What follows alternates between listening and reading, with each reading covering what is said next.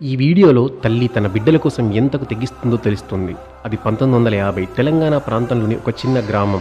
ఆ కాలంలో ఆ ఊర్లో ఉండేవి గుడిసెలు, మట్టితో నిర్మించిన ఇల్లు మాత్రమే. ఆ గ్రామం అటవీ ప్రాంతంలో ఉండడం వల్ల ఆ గ్రామానికి అనుకోని ఆపద వచ్చింది. ఆపదలో అడవిలో సంచరించాల్సిన పులులు రాత్రి అవగానే ఊరి మీద పడి ఊర్లో దొరికిన వారిని చంపి తినేవి. దీనిని దృష్టిలో పెట్టుకుని ఊరి పెద్ద ఊరికి దూరంగా ఎత్తైన మంచలు వేసి ఊరందరి వారిని చీకటి పడకముందే మంచల మీద పడుకొని తెల్లవారుజామున ఊర్లోకి వెళ్ళాలి అని ఆదేశించాడు. ఊరి జనం మొత్తం అలానే చేసేవారు. కానీ ఒకరోజు ఒక నెల నిండిన గర్భిణి తను ఆ రోజు మంచల వద్దకు రాలేను అని చెప్పింది. తన భర్త ఎంత సర్ది చెప్పినా తనకున్న బాధ, పెయిన్ వల్ల తను రాను అంటుంది. ఇంతలో చీకటి పడుతుంది. భర్త చేసేది ఏమీ లేక తనకున్న 2 పిల్లల్ని తీసుకొని ఇంటి దర్వాజాకు తాళం వేసి అతను మంచం వద్దకు వెళ్ళిపోయాడు. తను వెళ్ళిన కొద్దిసేపటికే తనకి పురిటి నొప్పులు ప్రారంభమయ్యాయి. చుట్టూ ఎవరూ లేరు. తనకు తానే ధైర్యం తెచ్చుకొని ఒక్కతే ప్రసవం చేసుకుంది. ఇక ఏ సమస్య లేదు. తెల్లవారితే తన వారు